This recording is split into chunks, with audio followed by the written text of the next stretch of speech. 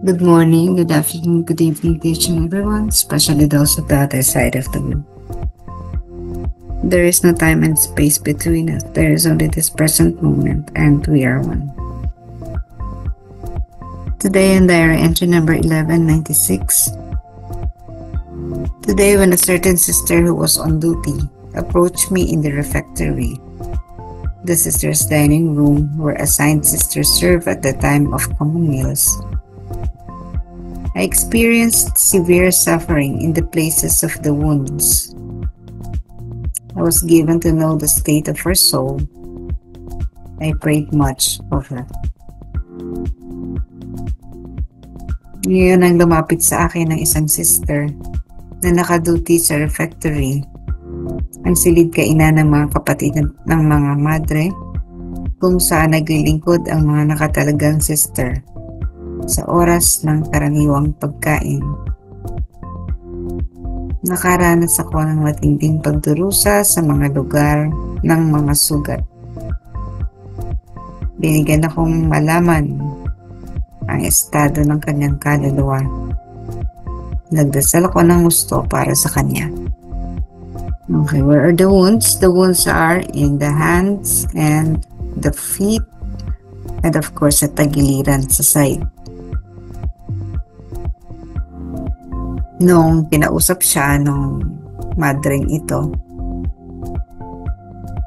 sumakit ng mga sugat, nagkaroon ng patinding suffering doon. Again, yung stigmata ni Faustina ay hidden, hindi nakikita. So, hindi katulad ni Padre Pio, you would see it bleeding. Yung sa kanya, pain ang meron. But the wound is not open. There's no blood. Just pain. Siguro masakit din talaga, no? Kasi she was able to feel the pain that Jesus went through when she was nailed on the cross. Maybe not the same level, but of course, pag yung kamay mo tinusok, pinako, masakit yun. The pain or the suffering of Faustina was united to the pain and suffering of Jesus. Pareho silang. And in that way, kapag ini-offer yung pain natin sa unite o ipinagkaisa natin ang ating pasakit sa pasakit ng Panginoong Yesus, we're able to save soul. So, one of the gifts of Faustina was the gift of reading or feeling or seeing the state of other people's soul. So, alam niya kung anong pinagdaraanan ng isang kaluluwa. Sometimes she would experience the actual experience of the person or the soul. So, in this case, she was given to know the state of the soul of that nun, yung kasamahan niyang madre. And because of that, mas alam niya kung anong gagawin. Hindi katulad natin, halimbawa, we could just sense the suffering of a brother or a sister. Kung hindi nagsasalita, hindi natin masyadong malalaman, iniintindihan. Pero, kapag intensong pain ng kapatid natin, ng magulang natin, hindi na rin tayo makakatulong kasi kita mo yung pain. Ito kasi, mother na to ay in pain psychologically or emotionally, spiritually. Kaya, yung pinagdaraanan niya, hindi makikita. And it takes a gift, like the gift of Faustina, to know what was happening to that soul. So, ano man yung pinagdadaanan ng mother na yon, Faustina prayed much for her. So, much, no? Hindi ordinaryong pinagdasal lang. Because she was able to know the extent of the suffering of that soul, she prayed more. Hindi lang yung simpleng nanalangin na upo, mag-chaplet, Lord, I pray for the healing of this person. Then you just pause for a minute tapos na. Hindi ganun. So, Faustina spent more time praying for that soul. And her prayers was effective. Effective yung mga prayers niya. Yung ganda sa kanya, she was able to know, to confirm whether the soul has already been relieved or freed or yung okay na ng yung kanyang state tapos ng purification, nalalaman ni Faustina yun. So when someone approach us asking for prayers, do not hesitate to pray for that person. Hindi mo nang, hindi man natin alam kung ano, usually yung kakilala natin, nag-open up naman. But not all would do that. You just say, please pray for me, sister. Ganun lang.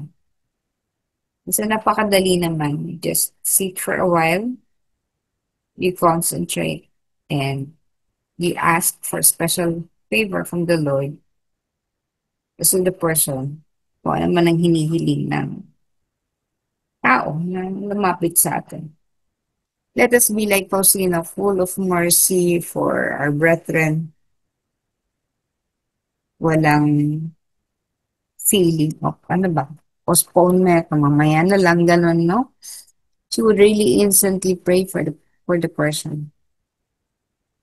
Kahit tayo hindi natin nararanasan, nararamdaman ang pinagdaraanan ng ating kapwa, definitely, something's going on to a person, lalo na kung nag-iiba yung ugali. So, the next time you see a person na mainit ang ulo, isipin mo may pinagdaraanan niya, no? Kung sumigaw siya sa'yo, isipin mo din, makakatulong para maunawaan ito. Isipin mo lang na may pinagdaraanan.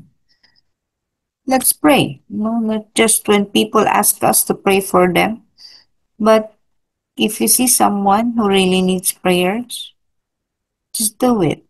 Kahit hindi na siya humingi. No? When you see a beggar asking for alms and you don't have any coin or any food to give, just pray. Kasi ang panalangin ito ang kailangan nila. This prayer is very important for them. Maaring yung iba pa, hindi mo ito masyadong maintindihan, pero when they have reached the end, towards the end of their journey, malalaman din nila yan and they would be very thankful. So all of us who constantly prayed for that person's soul. And it is also rewarding. May merit ito, may indulgence ito sa ating Panginoon when we do this. So remember, nothing is wasted. When we pray, nothing is wasted. Even your precious time is not wasted sapagkat something was happening at the time when you are praying for that person. Medyo maulan pa tayo, no? So, maybe we could focus our prayer to our brothers and sisters in danger zones, yung mga nasa tabi ng ilog, yung mga low-lying areas prone to flooding. Ang vulnerable naman ay yung mga kapatid natin sa laylayan, sa nasa peripheries. Kasi syempre, if your house is bahay na bato, nasa mataas-taas na lugar, no?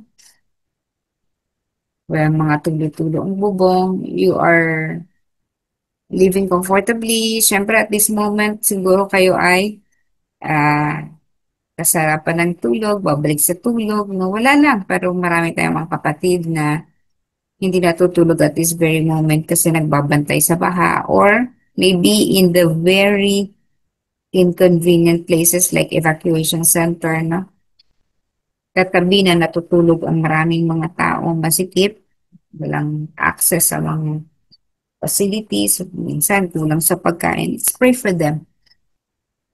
And let's also pray that this habagat, no?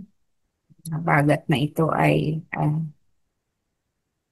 isang uri. Hindi naman ito bagyo, but let's pray na mag-ano na, no? Ang panahon ay umayos, kumalma at sumikat na ang araw ngayong araw na ito.